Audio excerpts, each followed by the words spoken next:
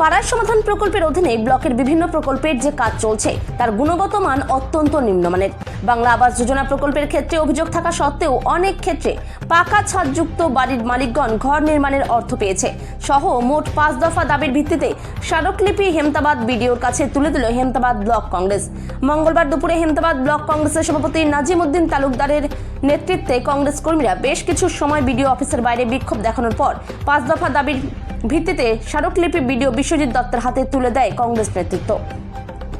অনুপ জয়সওয়ালের report, big news Bangla. আপনার নাম, আপনি কোন সংগঠনে কি দায়িত্ব রয়েছে? আমি নাজিমউদ্দিন তালুকদার, হেমতাবাদ ব্লক কংগ্রেসের সভাপতি। আপনাদের কি কর্মসূচি ছিল? কয় দফা দাবি জানালেন? আগামীতে আপনাদের কি দাবি পূর্ণ না হলে কি করবেন? আমাদের আজকে বিডিও সাহেবকে একটা আমরা আগাম জানিয়েছিলাম যে প্রতিনিধিমূলক ভাবে আমরা একটা ডেপুটেশন আপনাকে দিব, স্মারকলিপি প্রদান করব ডেপুটেশনের মধ্যে দিয়ে। তো এইবার আমাদের বিডিও সাহেবের এখানে আমরা আসলাম, যেহেতু এখানে একটা ক্যাম্প চলছে, উচ্চ মাধ্যমিক পরীক্ষা চলছে, আমরা বড় ধরনের কোনো প্রোগ্রাম করিনি। আমরা প্রতিনিধিমূলক ভাবে বিডিও সাহেবের কাছে এসেছিলাম। আমাদের কিছু দাবি ছিল। দাবির মধ্যে প্রথম দাবি হচ্ছে পাড়ার সমাধান প্রকল্প, যেটা মমতা ব্যানার্জি খুব ঘটা করে মাইকিং করে প্রচার করে মানুষকে শোনাচ্ছে, বুঝাচ্ছে, দেশকে জানাচ্ছে। সেই প্রকল্পের যে কাজ হচ্ছে বুথগুলোতে, এইদিকে এসআইআর নিয়ে মানুষ যখন ব্যস্ত, একদিকে বিভিন্ন রকম ভাবে পেশায় ব্লক আধিকারিকরাও, তার মধ্যে এই কাজগুলো হচ্ছে। কাজগুলো মূলত টেন্ডার হয়েছে ব্লকের মধ্য দিয়ে, কিন্তু যখন কাজ ওখানে ব্লকের কোনো প্রতিনিধি নেই, কোনো ইঞ্জিনিয়ার নেই, কেউ নেই। কাজগুলো করছে ন্যূনতম মান, শুধু টাকাগুলো তুলে খাওয়ার জন্য, কোনো রকম কিচ্ছু নেই। কাজের মূল্যে কোনো জিনিস নেই। সোলার লাইট করেছে, কোনো আলো নেই, লাইটগুলো জ্বলছে না। এই নিয়ে টাকাটাকে আত্মসাৎ করে এটা একটা পরিকল্পনা এইভাবে করে যাচ্ছে। তো আমরা আজকে বিডিও সাহেবকে পরিষ্কার বললাম যে এটার দায়িত্ব আপনার, আপনি টেন্ডার করেছেন। আমরা স্পেসিফিক প্রত্যেকটা অঞ্চলের কাজগুলোর সম্বন্ধে জানালাম, যেগুলো মানে নিম্নমানের কাজ হয়েছে। বিডিও সাহেব আমাদের বললেন যে আমরা তদন্ত করে আমরা এর ব্যবস্থা গ্রহণ করছি। দ্বিতীয়টা ছিল আমাদের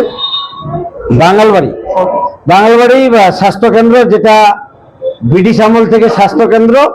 তো আজকে বাঙালবাড়ি স্বাস্থ্যকেন্দ্রের বেহাল, এখনো টিনের শেড রয়েছে, ইনডোর আছে, ওখানে রোগী ভর্তি থাকছে, অথচ টিনের শেড আছে, চালা আছে।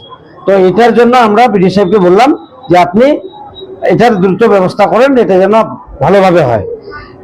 বাহারাল হসপিটাল, যেটা আপনার পরিকাঠামো করা আছে, ইনডোর ব্যবস্থা আছে, কিন্তু আজ পর্যন্ত ইনডোর চালু হয়নি। সেই দাবিটাও আমাদের ছিল।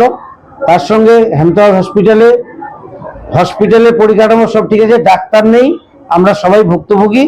এখানে কলেজ ছাত্ররা ট্রেনিং পিরিয়ডে আছে বলেই আজকে মনে হচ্ছে যে ওখানে একটা চিকিৎসালয় আছে, না হলে কিচ্ছু নেই। এইটাও আমরা জানালাম। পাশাপাশি যে আবাস যোজনা, যে মানে আমরা কিছু মানে তুলে দিয়েছিলাম যে এইগুলো পাকা বিল্ডিং বাড়ি আছে, ছাদ আছে, অথচ কমপ্লেন হওয়া সত্ত্বেও সেই লোকগুলো টাকা পেয়ে গেছে। বিডিও সাহেব বললো দ্বিতীয় কিস্তির টাকা আমরা আটকাবো। আমরা দ্বিতীয় কিস্তির ব্যাপারটা আমরা দেখবো এখন কি করছে। আর হচ্ছে পানীয় জলের সমস্যা, যেটা হচ্ছে সোলার লাইট, যেগুলো পানীয় জল আমাদের টোটাল ব্লক এলাকায় সোলার দিয়ে যে পানীয় জলের, বিশুদ্ধ পানীয় জলের ব্যবস্থা ছিল, সব অকেজ হয়ে পড়ে আছে। 90% মুখ থুবড়ে পড়ে আছে, কোনো রকম পরিষেবা পাচ্ছে না, ওগুলো খারাপ হয়ে আছে। এগুলোর যেন চালু করা হয়, সতেজ করা হয়, এটাও আমাদের দাবি থাকলো। দ্বিতীয় হচ্ছে সামনে বর্ষা আসছে, গ্রামগুলোতে জল নিষ্কাশনের অবস্থা, জলমগ্ন হয়ে যায়। সেই জল নিষ্কাশনের বিষয় নিয়েও আমরা আজকে বিডিও সাহেবকে আমরা অবগত করলাম। উনি আমাদের আশ্বস্ত করেছেন, উনি দেখে এগুলোর ব্যবস্থা গ্রহণ করবেন। আর না হলে আগামী দিনে আমরা বৃহৎ আন্দোলন করব, উচ্চ মাধ্যমিক পরীক্ষা শেষ হবে।